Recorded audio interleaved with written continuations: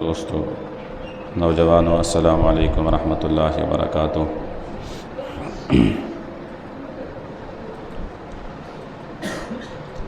یہ ہمارے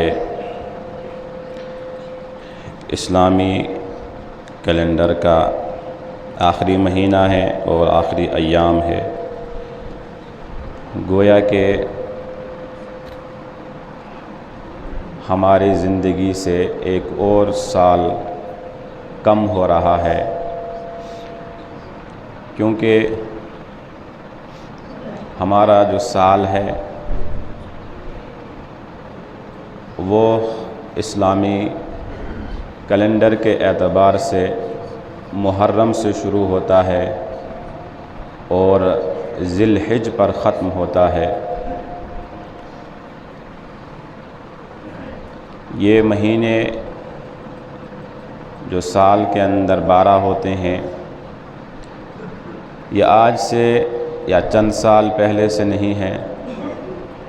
بلکہ اللہ رب العزت نے قرآن کریم کے اندر فرمایا کہ ان عدۃ الشہور عند اللہ 12 شہرا فی کتاب اللہ، کہ اللہ کے یہاں بھی کتاب اللہ کے اندر جو سال کے مہینوں کی تعداد ہے وہ 12 ہے۔ کب سے ہے؟ یوم خلق السماوات والارض،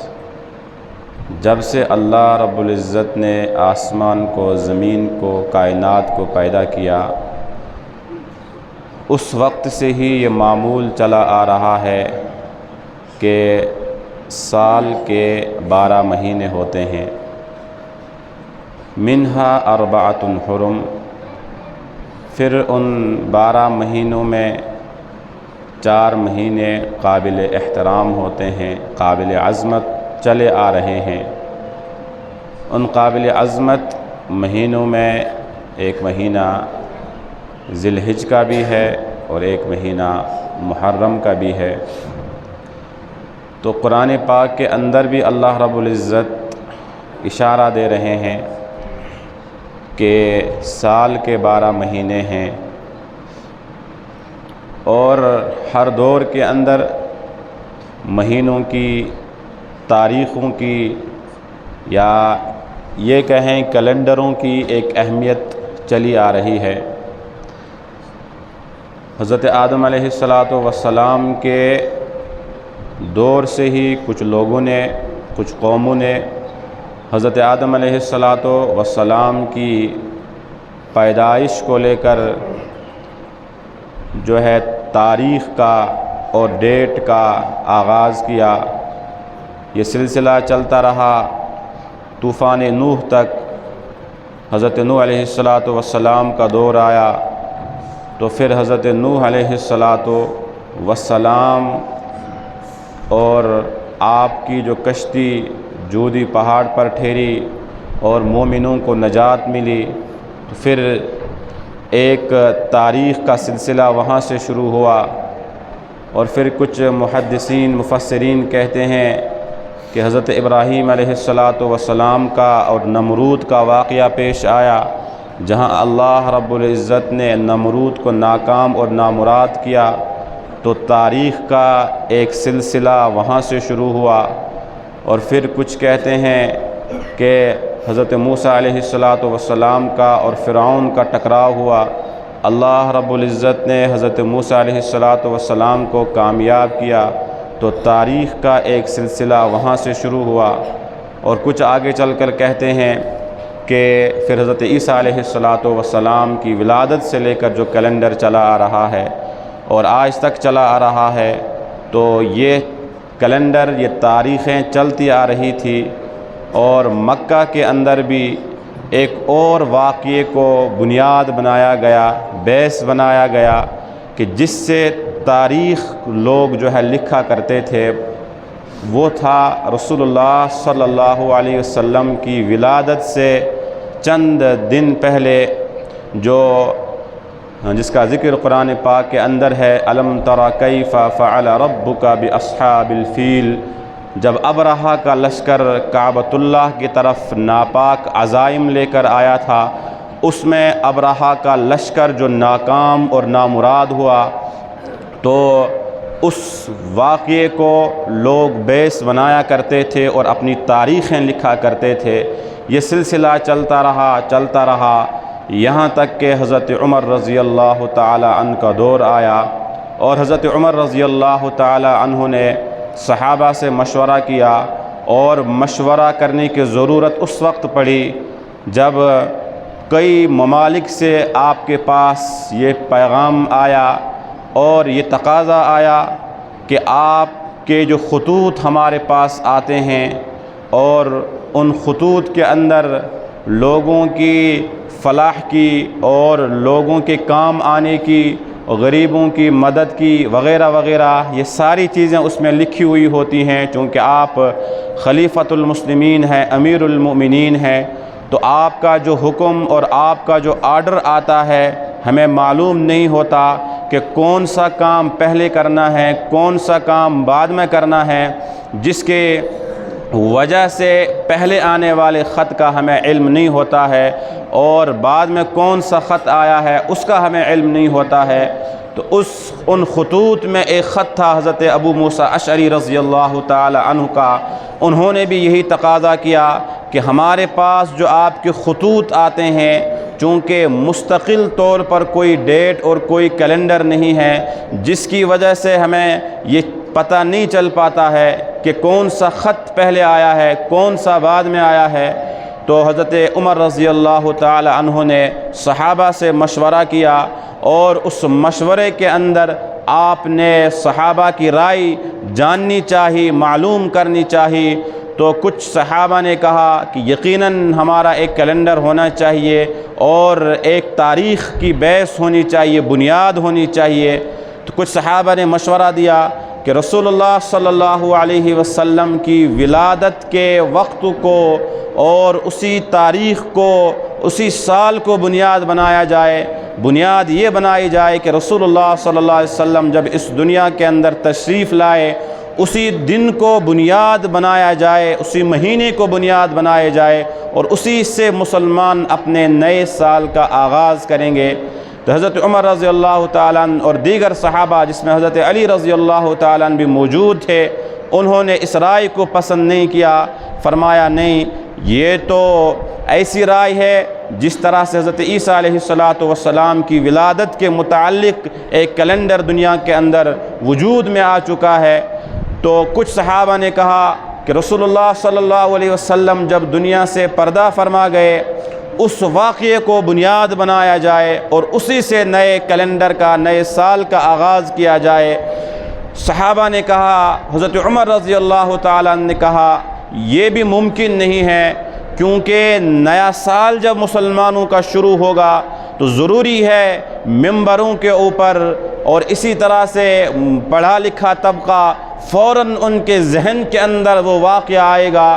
جب رسول اللہ صلی اللہ علیہ وسلم دنیا سے پردہ فرما گئے تھے۔ جس مسلمان کو بھی وہ واقعہ کچھ نہ کچھ یاد ہوگا، یا جس مسلمان کے کانوں کے اندر بھی اس واقعے کی کچھ جھلک آئے گی، تو مسلمان کے جو صبر کا دامن ہے وہ چھوٹ جائے گا، آنکھیں بہہ پڑیں گی، کیونکہ وہ صدمہ ایسا تھا کہ جب رسول اللہ صلی اللہ علیہ وسلم دنیا سے پردہ فرما گئے تھے، حضرت فاطمہ رضی اللہ تعالی عنہا بھی کہتی ہے کہ میرے اوپر جو اپنے ابا جان یعنی رسول اللہ صلی اللہ علیہ وسلم کے دنیا سے رخصت ہونے کا غم ہے، اور آپ کی جدائی کا جو غم اور بوجھ میرے سینے کے اوپر ہے، اگر اس غم کو، اس بوجھ کو دن کے اوپر داخل کیا جائے تو یہ دن بھی رات میں تبدیل ہو جائے گا۔ اتنا صدمہ مجھے ہوا تھا جب رسول اللہ صلی اللہ علیہ وسلم دنیا سے رخصت ہوئے تھے۔ کیا منظر تھا، صحابہ جب ان کے کانوں میں یہ بات پڑی، جو مسجد نبوی سے دور رہا کرتے تھے، کچھ اپنے کاروباروں کے اندر مصروف اور مشغول تھے، کچھ اپنے باغات کے اندر تھے، اور کچھ اپنی بکریاں چرانے کے لیے جنگلوں کی طرف گئے تھے، مگر کانوں کے اندر جب یہ بات پڑتی ہے کہ رسول اللہ صلی اللہ علیہ وسلم دنیا سے پردہ فرما چکے ہیں، تو صحابہ میں سے کچھ صحابہ کہتے ہیں، اے میرے اللہ، حضرت زید رضی اللہ تعالیٰ عنہ، عبداللہ بن زید رضی اللہ تعالیٰ عنہ، اے میرے اللہ، جب میں بکریاں چرا کر مسجد نبوی میں جایا کرتا تھا، میری چاہت ہوتی تھی سب سے پہلے رسول اللہ صلی اللہ علیہ وسلم کی زیارت کروں، مگر اب جب آپ علیہ السلام ہم سے رخصت ہو چکے ہیں، میں جب مسجد نبوی میں قدم رکھوں گا سامنے رسول اللہ صلی اللہ علیہ وسلم کی ذات اقدس نہیں ہوگی، میں ان آنکھوں کا کیا کروں گا جن آنکھوں سے میں حضور صلی اللہ علیہ وسلم کی زیارت کیا کرتا تھا؟ اب میں ان آنکھوں سے حضور کو نہیں دیکھ سکتا، پھر مجھے ان آنکھوں کی ضرورت نہیں ہے، اے اللہ میرے ان آنکھوں کی بینائی کو واپس لے جا، مجھے ان کی ضرورت نہیں ہے۔ تو صحابہ کے اوپر یہ غم طاری تھا۔ حضرت عمر رضی اللہ تعالیٰ عنہ کا واقعہ مشہور ہے۔ حضرت عمر رضی اللہ تعالیٰ عنہ کہتے ہیں جو بھی یہ کہے گا کہ رسول اللہ صلی اللہ علیہ وسلم ہم سے جدا ہو چکے ہیں، رخصت ہو چکے ہیں، میں اس کی گردن اڑا دوں گا۔ قرآن کی آیت نازل پہلے ہو چکی تھی۔ ابوبکر صدیق رضی اللہ تعالیٰ عنہ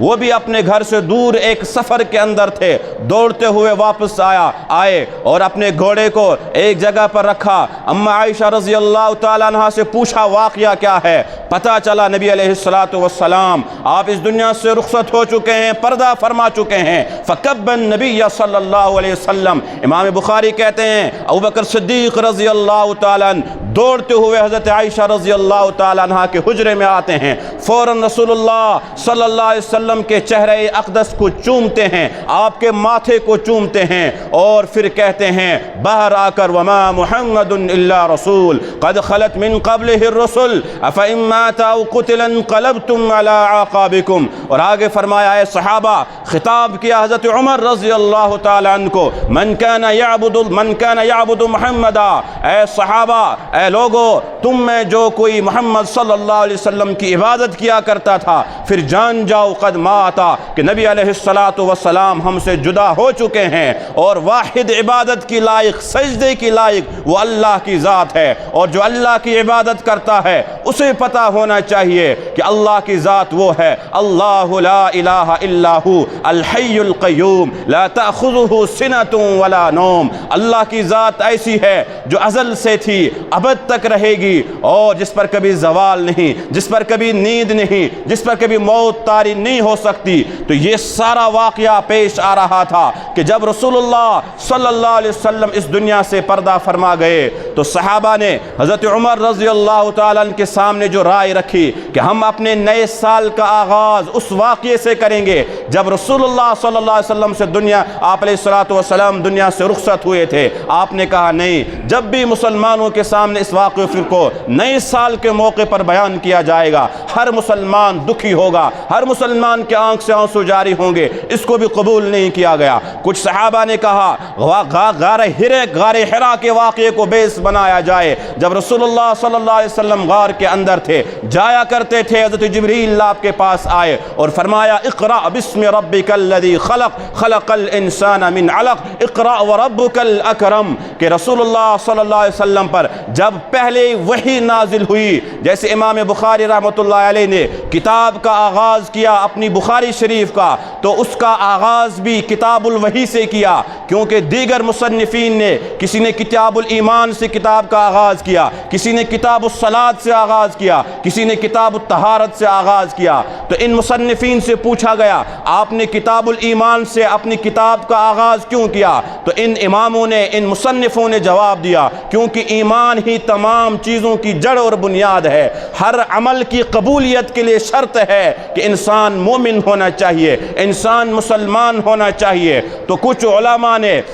کتاب الایمان کو بیس بنایا، کچھ نے کتاب الصلاۃ کو جو ہے بیس بنایا۔ ان سے پوچھا گیا آپ نے اپنی کتاب کا آغاز کتاب الصلاۃ سے کیوں کیا؟ ان مصنفین نے جواب دیا وجہ اس کی یہ ہے، ایک مومن پر سب سے پہلے جو رکن فرض ہوتا ہے وہ ہے نماز، اور کلمہ توحید کے اقرار کے بعد سب سے پہلے مسلمان پر نماز فرض ہوتی ہے، اور نماز ایسی چیز ہے، آپ نے فرمایا لا سہم فی الاسلام لمن لا صلاۃ له، جو مسلمان نماز نہیں پڑھتا اسلام میں اس کا کوئی حصہ نہیں۔ آپ آپ نے فرمایا من ترک الصلاۃ متعمدا فقد کفر، جس نے جان بوجھ کر ایک نماز بھی چھوڑ دی وہ کافر ہو گیا۔ تو مصنفین نے کتاب الصلاۃ کی اور نماز کی اہمیت کو جب سمجھا جانا تو انہوں نے اپنی کتابوں کا آغاز کتاب الصلاۃ سے کیا، مگر امام بخاری نے کتاب الوحی سے شروع کیا۔ ان سے پوچھا گیا آپ نے تمام علماء سے ہٹ کر اپنی کتاب کا آغاز کتاب الوحی سے کیوں کیا؟ انہوں نے فرمایا دراصل وحی جب آئی وحی کے ذریعے سے ہی پتہ چلا حلال کیا ہے حرام کیا ہے، وحی کے ذریعے سے ہی پتہ چلا، وحی کے ذریعے سے ہی انسان کو انسانیت کا پیغام ملا، وحی کے ذریعے سے ہی مسلمانوں کو پتہ چلا حق کیا ہے ناحق کیا ہے، اور کس کام کے کرنے میں اللہ راضی ہوگا کس کام کے کرنے میں اللہ ناراض ہوں گے۔ تو وہاں بھی امام بخاری نے اپنی کتاب کا آغاز کتاب الوحی سے کیا۔ تو یہاں بھی حضرت عمر رضی اللہ تعالیٰ عنہ کے سامنے جب صحابہ نے مشورہ کیا تو کچھ صحابہ نے رائے دی، جب رسول اللہ صلی اللہ علیہ وسلم پر پہلے وحی نازل ہوئی تھی اس وحی کے واقعے کو ہی بنیاد بنایا جائے، اسی سے ہم اپنے نئے سال کا آغاز کریں گے۔ آپ نے اس رائے پر بھی غور کیا مگر اس میں بھی شرح صدر نہیں ہوا، تو پھر ایک اور رائے یہ آئی کہ جب رسول اللہ صلی اللہ علیہ وسلم نے ہجرت کی ہے ہجرت کے واقعے کو بنیاد بنایا جائے اور ہجرت کے واقعے کو بیس بنایا جائے، اور اسی ہجرت کے واقعے سے مسلمان اپنے نئے سال کا آغاز کرے گا۔ مسجد شریف کا چندہ ہوگا، آپ سے گزارش ہے کہ تعاون فرمائیں۔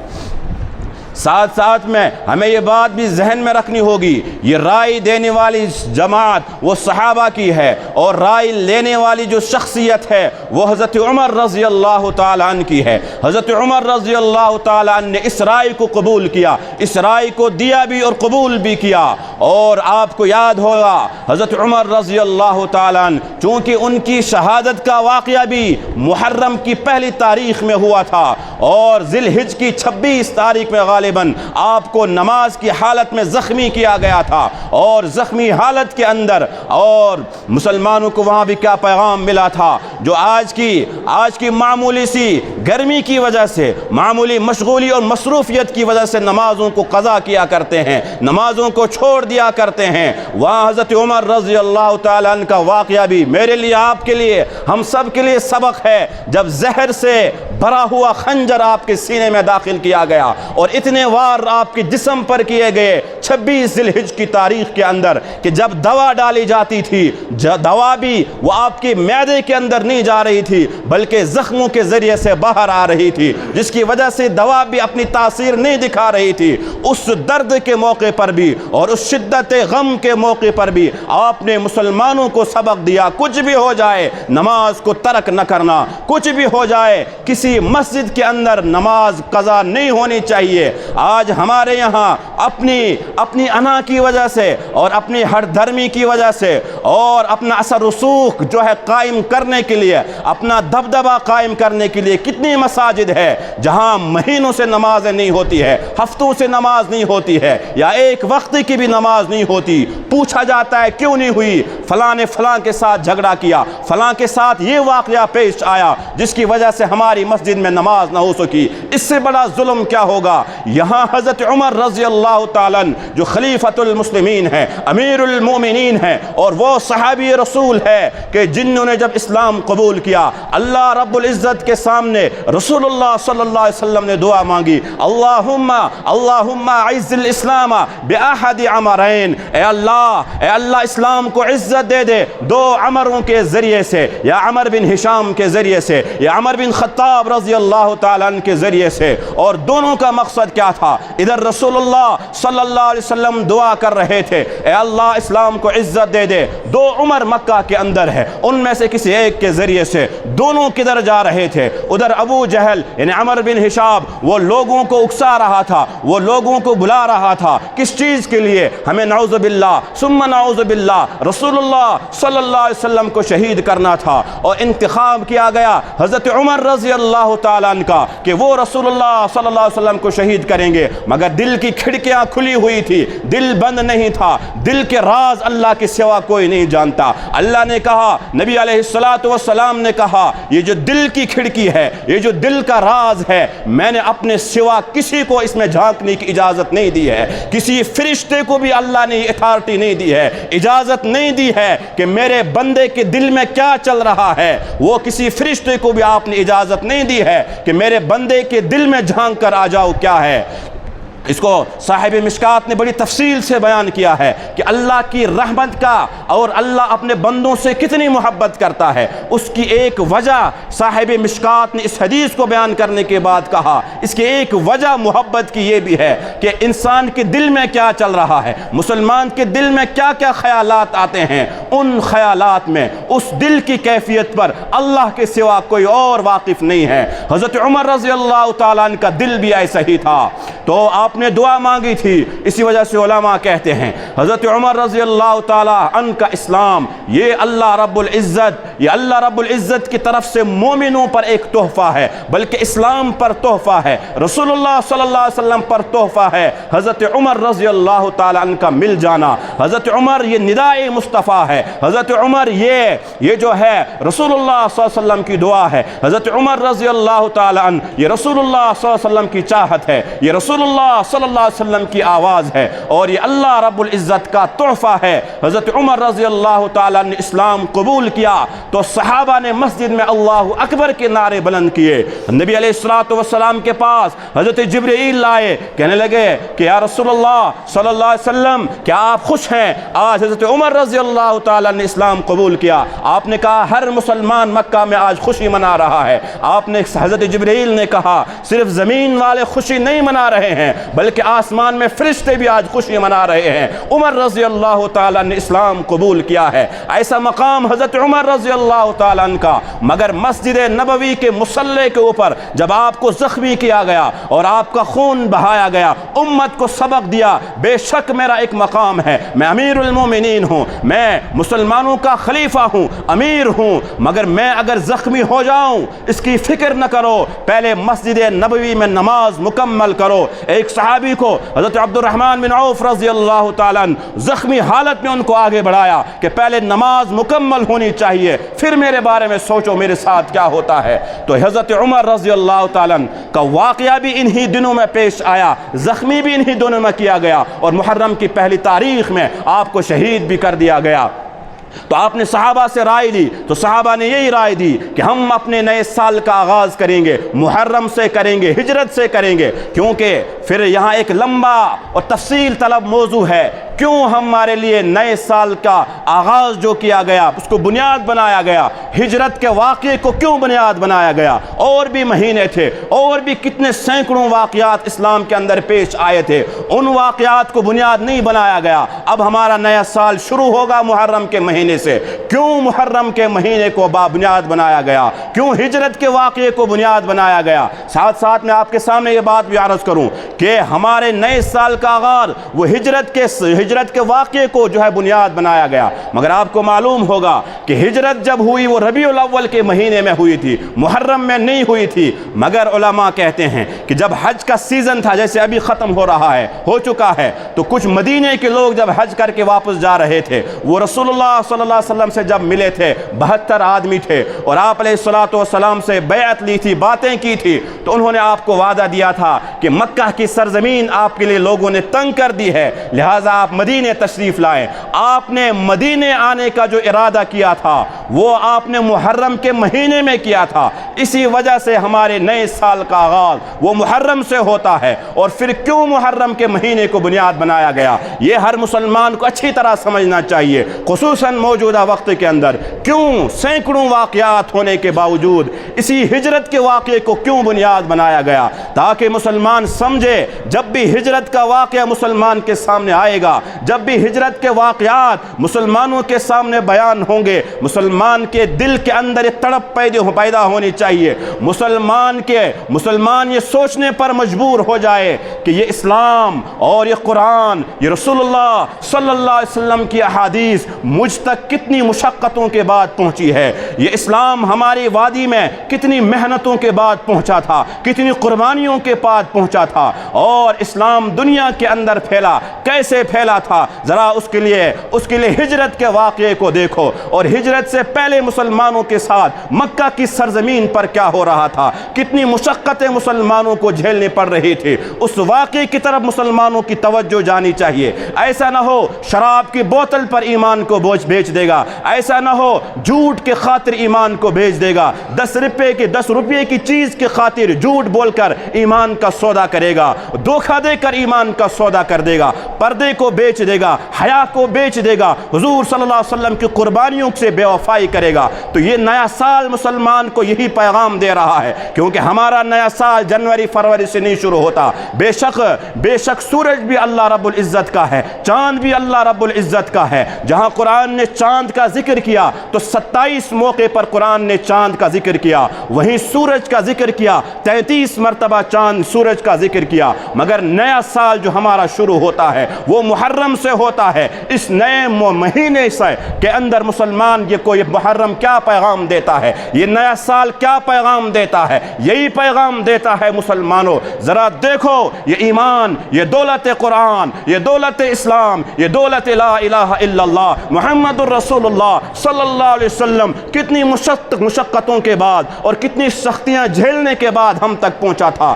جہاں صحابہ کو بھی اپنا وطن چھوڑنا تھا، جہاں رسول اللہ صلی اللہ علیہ وسلم بھی مکہ سے ہجرت کر رہے تھے، مڑ کے مکہ کو دیکھ رہے تھے، روتے ہوئے مکہ کو دیکھ رہے تھے اور کہہ رہے تھے ما اطیبک و اطیب ریحک ما اعظمک و اعظم حرمتک، اے مکہ تو کتنا خوش قسمت تھا، تو کتنا پاکیزہ ہے، تیری خوشبو کتنی پاکیزہ ہے، تو کتنا قابل احترام ہے، اور تیری عظمت کتنی اونچی اور بلند ہے، میں تجھے چھوڑنا نہیں چاہتا تھا، مگر مکہ کی لوگوں کی اور ان کے رویے کی وجہ سے مجھے تجھ سے جدا ہونا پڑ رہا ہے۔ آپ علیہ الصلوۃ والسلام کے آنکھوں سے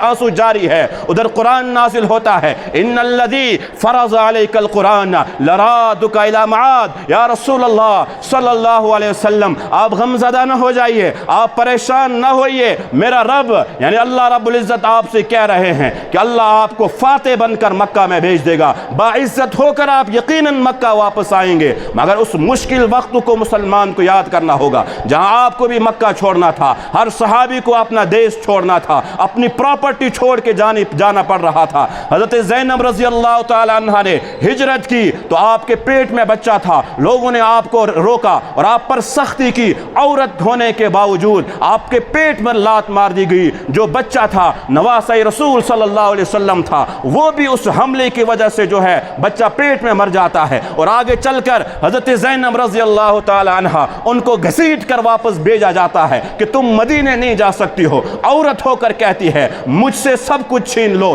یہ بچہ میرے پیٹ میں ہے، اس کو بھی مار دو، میری جائیداد لے جاؤ، میری پراپرٹی لے جاؤ، مگر میں اپنے ایمان کا سودا نہیں کر سکتی ہوں، میں اپنا ایمان نہیں بیچنا چاہتی ہوں، میں اپنی ایمان کی حفاظت کرنا چاہتی ہوں۔ ایک عورت ہو کر سب کچھ داؤ پر لگانے کے باوجود ایمان کی حفاظت کی، اپنی جان بھی دی، بچہ بھی چلا گیا، مگر ایمان کا سودا نہ کیا۔ تو یہ نیا سال مجھے اور آپ کو کیا پیغام دیتا ہے؟ خدا را اس واقعے سے اور ہجرت کے واقعے کو جو بنیاد بنایا گیا، ہر مسلمان یہ سمجھے کہ ہمیں اپنے ایمان کی حفاظت کرنی ہے۔ ہمارے پاس سب سے بڑی دولت وہ دولت ایمان ہے، ہمارے پاس سب سے بڑی دولت دولت قرآن ہے۔ دنیا کی جائیداد پراپرٹیاں جاتی ہیں چلی جائیں، مگر ایمان مجھ سے نہیں جانا چاہیے۔ دنیا کا کوئی بھی بڑا حاکم، کوئی بھی سردار مجھ سے ناراض ہو